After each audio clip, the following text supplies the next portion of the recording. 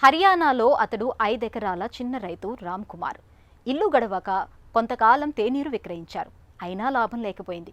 బుర్రలో ఓ ఆలోచన తలుక్కుమంది. బెడదగా మారిన పంట వ్యర్థాలను బేళ్లుగా చేసి కాగితపు పరిశ్రమలకు చేరవేశారు. ఇందుకోసం యంత్రాలు కొని అద్దెకిస్తూ లక్షల ఆదాయం కళ్లజూస్తున్నారు. వేలాది కుటుంబాలకు ఉపాధి చూపారు. సంక్షోభంలోనే అవకాశం సృష్టించుకుని రామ్ కుమార్ నేడు వ్యవసాయ వ్యాపారవేత్తగా మారారు. छोटा सा काम करने वाला मजदूर था. నేను శ్రామికుణ్ణి. బతకడానికి చిన్న చిన్న కూలీ పనులు చేశాను. 2001 దాకా మా నాన్న ఎద్దుల బండి తోలేవారు.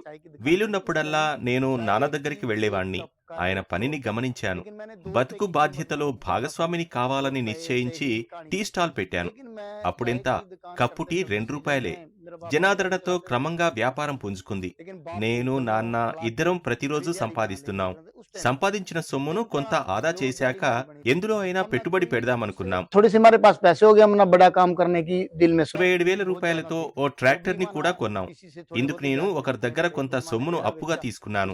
తర్వాత ఆ ట్రాక్టర్ మీద కష్టపడి పనిచేశాం. కొంతకాలం తర్వాత 55,000 రూపాయలు వెచ్చించి మరో ట్రాక్టర్ కొనుగోలు చేశాం. ఆ వాహనాన్ని ఇసుక రవాణాకు ఉపయోగించాం. అప్పుడే పంట పొలంలో అవశేషాలను తగులబెడుతున్న వాళ్లను చూశాం. మాకు ఆలోచన వచ్చింది. ట్రాక్టర్ మీద వరిగడ్డి బేళ్లను కార్డ్బోర్డు మిల్లుకు రవాణా చేయాలని నిశ్చయించాం. छोटी छोटी पूरी पराली की बनाकर जाड़े करे आज के साथ दान सरकार का योगदान. అది 2018. వ్యవసాయ మంత్రిత్వ శాఖ ఇస్తున్న 50% రాయితీతో రైతులు యంత్రాలు కొంటున్నారు. ఒక యంత్రం 20 క్వింటాళ్ల గడ్డి వ్యర్థాలను పోగు చేస్తుంది. నిజంగా రైతు తన తెలివిని సాంకేతికతను ఉపయోగిస్తే ఈ 20 క్వింటాళ్ల నుంచి 8 లక్షల రూపాయలు ఆదా చేయవచ్చు. నేను 1.5 లక్షల క్వింటాళ్ల ఉత్పత్తులను కర్మాగారానికి తీసుకువెళ్లాను. క్వింటా ఒక్కింటికి ₹175 ఇచ్చారు. నేను ఒక్క క్వింటాల్ మీద ₹50 ఆదా చేస్తాను. రైతులంతా ఈ పని సులభంగా చేయవచ్చు. మేము వరి, ఊక, గడ్డి వ్యర్థాలను మా గ్రామం నుంచే సేకరించాం. పటియాలాలోని జాఖేరీ కర్మాగారానికి తీసుకెళ్లాం. కిలో ₹55కు విక్రయించాం.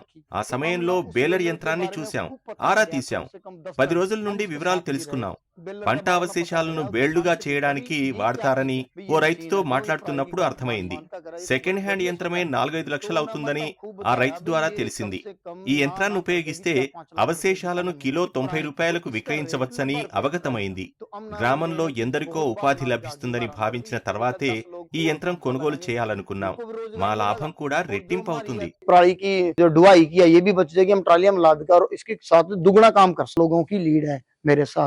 ఇవాళ నాకు, మా కుటుంబ సభ్యులు, స్నేహితులకే కాదు, ఈ వ్యాపారంలో మేము 2000 మంది ఉపాధికి భరోసాగా నిలిచాం. నేనొకప్పుడు కేవలం ఎకరం పొలం ఉన్న చిన్న రైతును. ఈ రోజు 5 ఎకరాల ఆసామిని.